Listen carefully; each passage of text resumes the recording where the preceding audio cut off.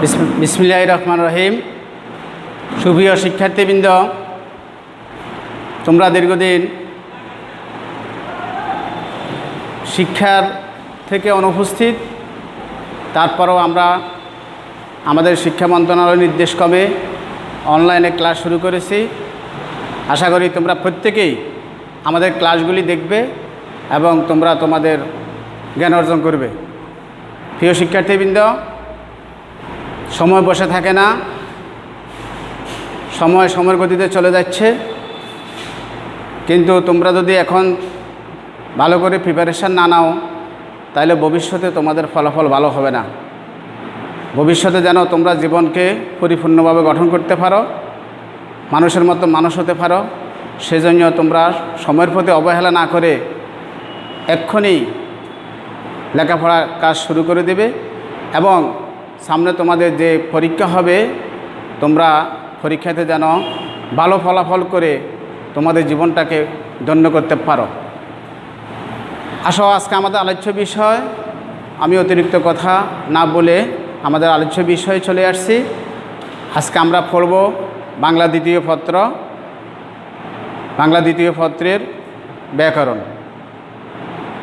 বাংলা দ্বিতীয় পত্রের ব্যাকরণ অনেক শিক্ষার্থী ভয় করে।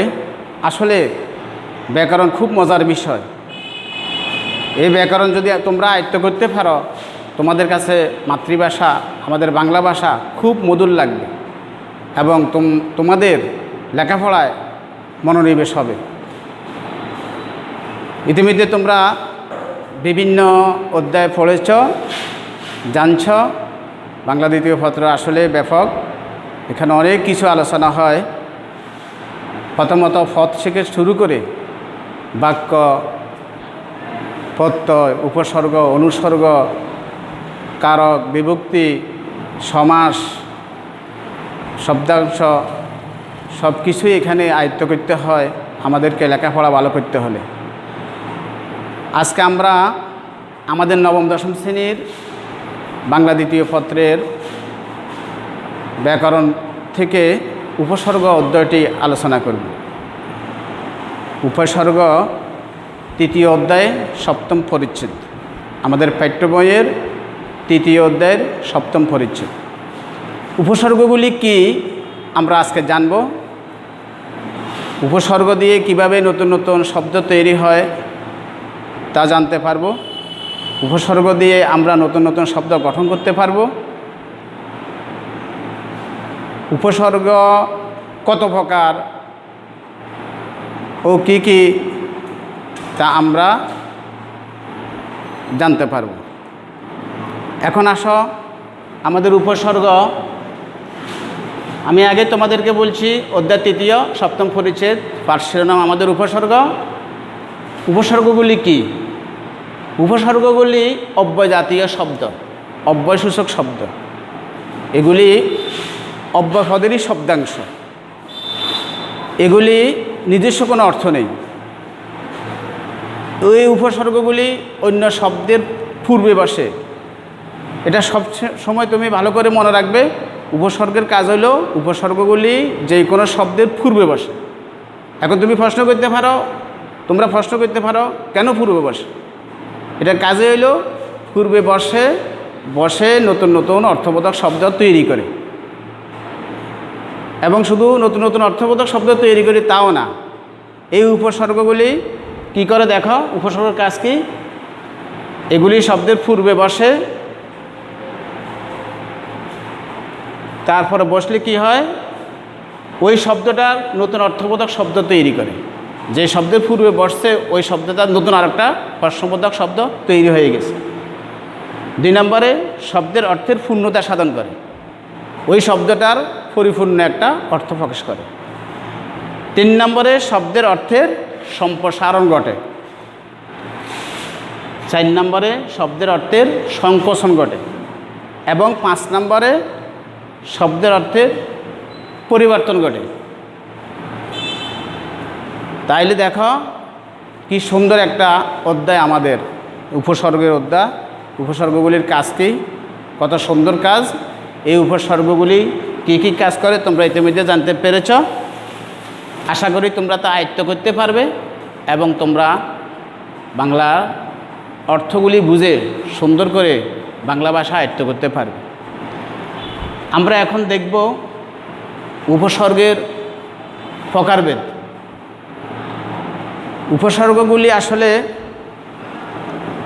কতগুলি প্রকারভেদ আছে, এই প্রকারভেদগুলি কেন, এটার একটা রহস্য আছে, মজা আছে। তোমরা ইতিপূর্বে জেনেছ বাংলা ভাষার শব্দ সম্ভার পড়েছ তোমরা। বাংলা ভাষার শব্দ সম্ভারে বাংলা ভাষার শব্দের উৎপত্তি, বাংলা ভাষার আমাদের মাতৃভাষা জাতীয় ভাষা, এই ভাষার শব্দগুলি কোত্থেকে উৎপত্তি হয়েছে, এই শব্দগুলি কত প্রকার সেগুলি তোমরা জেনেছ। সেখানে আছে তৎসম শব্দ, তদ্ভব শব্দ, অর্ধ তৎসম শব্দ, দেশি শব্দ, বিদেশি শব্দ। তদ্রূপ আমাদের এই উপসর্গগুলি 3 প্রকার। ওই শব্দগুলির সাথে যে উপসর্গগুলি যুক্ত হয় সেই শব্দগুলির নাম অনুসারে এই উপসর্গগুলির নামকরণ করা হয়েছে। 3 প্রকারের মধ্যে আমরা আমাদের উপসর্গগুলি 3 প্রকার: বাংলা উপসর্গ, তৎসম উপসর্গ এবং বিদেশি উপসর্গ। এখন তোমরা তোমাদের খাতায় লিখতে পারো, উপসর্গের প্রকারভেদগুলি লিখতে পারো।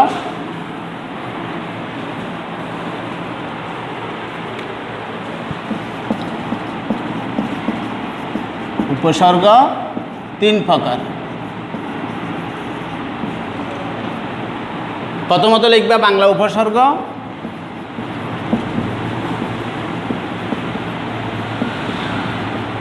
বাংলা উপসর্গ, সংস্কৃত উপসর্গ।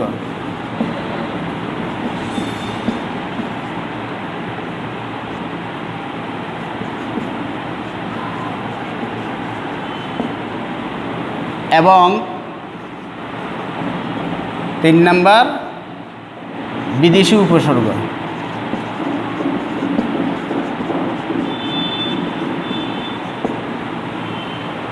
তাহলে তোমরা জানতে পেরেছ উপসর্গের প্রকারভেদ।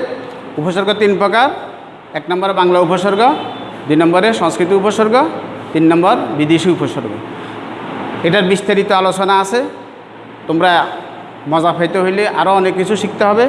এবার আসো, বাংলা উপসর্গ কি?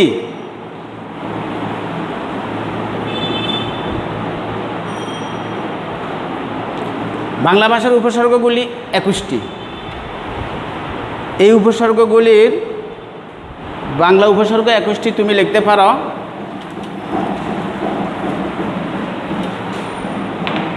তোমরা লিখতে পারো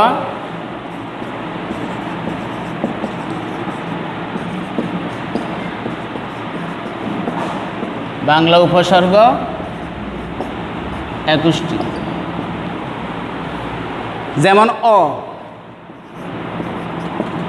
অগা, অনা, এইভাবে 21টি উপসর্গ আছে। তোমাদেরকে অজ,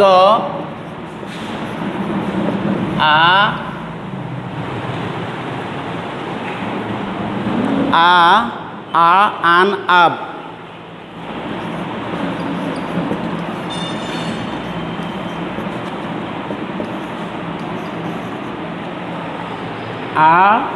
আন, আব, ইতি, উন,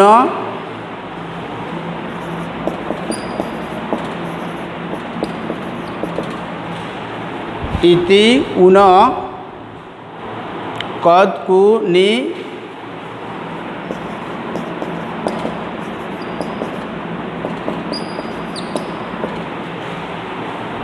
কদ, কু, নি, পাতি, বি,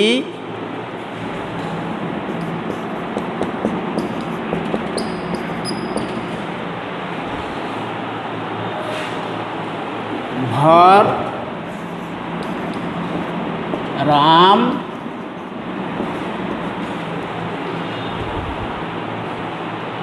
সা, সু, হা, সা, সু, হা। এই বাংলা উপসর্গগুলি তোমরা খাতায় লেখো। তোমাদের বই তো আছে, ঠিক আছে, কিন্তু লিখলে তোমাদের হাতে লেখা সুন্দর হবে, তোমাদের মনে থাকবে। মনে রাখবে, পড়া লেখা শুধু পড়লে হবে না, লিখতে হবে। পরীক্ষাতে তোমাকে লিখেই পাস করতে হয়। আমাদের অনেক স্টুডেন্ট আছে তো লেখাতে খুবই দুর্বল, হাতে লেখা সুন্দর করতে হলে সবসময় লিখতে হবে।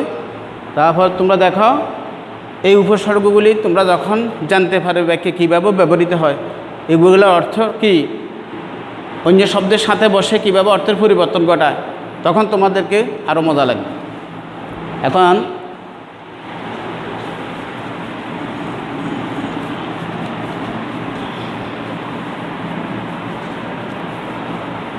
তাহলে তোমরা সবাই জানছো বাংলা উপসর্গ আমাদের 21টি। উপসর্গগুলি কিন্তু নিজস্ব কোনো অর্থ নাই, এটা সবসময় মনে রাখবে। উপসর্গগুলি নিজস্ব কোনো অর্থ নাই, কিন্তু অর্থদ্যোতকতা আছে। অর্থাৎ এগুলি অন্য শব্দের পূর্বে বসে অর্থের পরিবর্তন সাধন করে, সম্প্রসারণ ঘটা, সংকোচন ঘটা, পূর্ণতা সাধন করে, যেটা তোমরা আগেই জানছো, সেটা হলো অর্থদ্যোতকতা। এবার তুমি উপসর্গগুলি দেখো।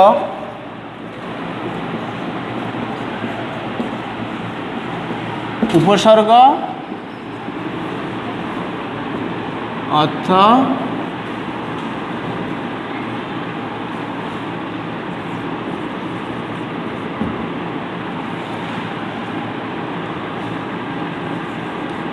নতুন শব্দ,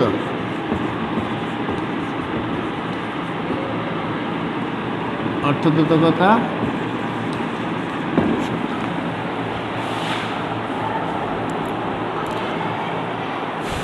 একটা উপসর্গ, এর অর্থ হচ্ছে নিন্দিত।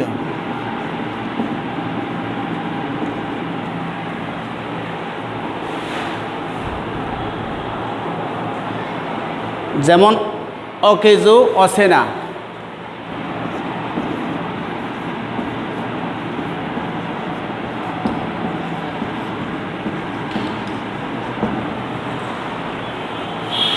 অকেজো, অচেনা, অপয়া,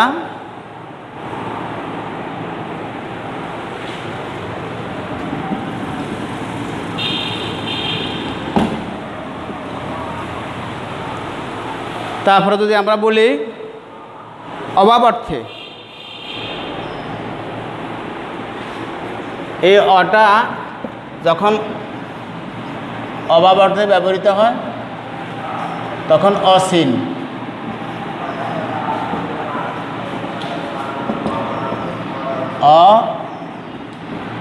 অজানা,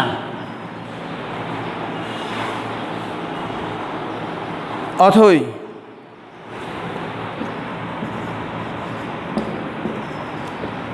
এগুলি হলো অভাবার্থী। আর ক্রমাগত,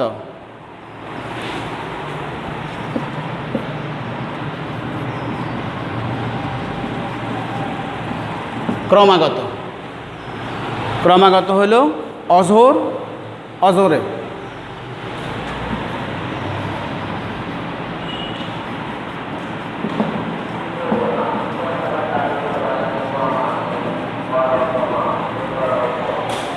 তাহলে তোমরা দেখতে পেয়েছ একটা উপসর্গ, উপসর্গ দিয়ে কতগুলো শব্দ তৈরি হলো এবং অর্থের পরিবর্তন হলো।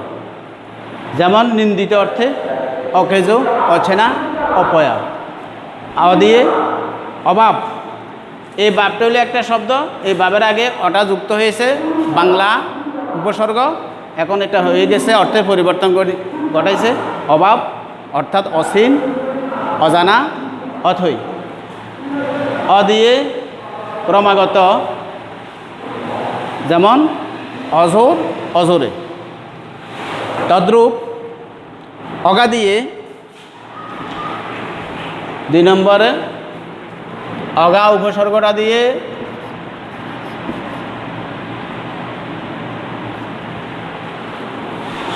অগা, এর অর্থ হইল বোকা অর্থে।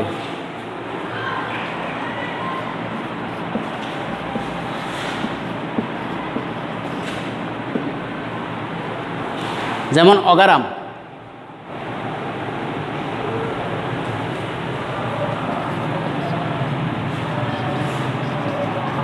অগারাম, অগাচণ্ডী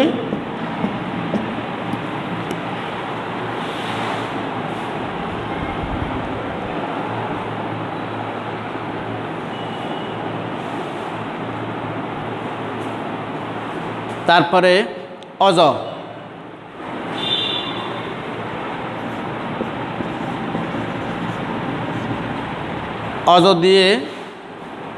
অজ দিয়ে নিতান্ত,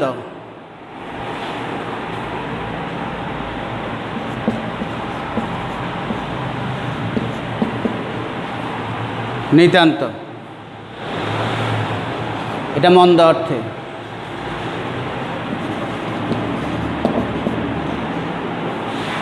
অগা দিয়ে অজ দিয়ে নিতান্ত মন্দ অর্থে অজ পাড়াগা।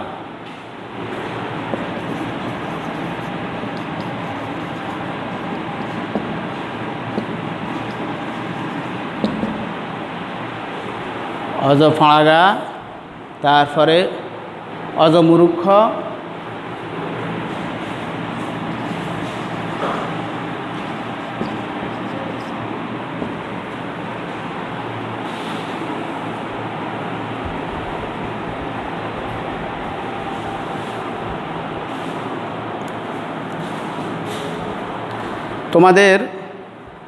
আজকে আমাদের সময় শেষ। আমি তোমাদেরকে কতগুলো উপসর্গ দিব বাইর কাজ, সেগুলি তোমরা বাড়ি থেকে করে আনবে। যেহেতু তোমাদের ক্লাসে আলোচনা হয়েছে, বইতে আছে, আশা করি তোমাদের বুঝতে কষ্ট হবে না।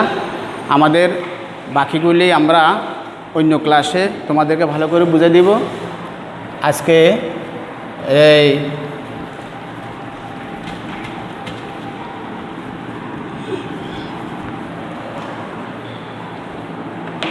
তোমাদের এই বাড়ির কাজগুলি তোমরা বাড়িতে করবা।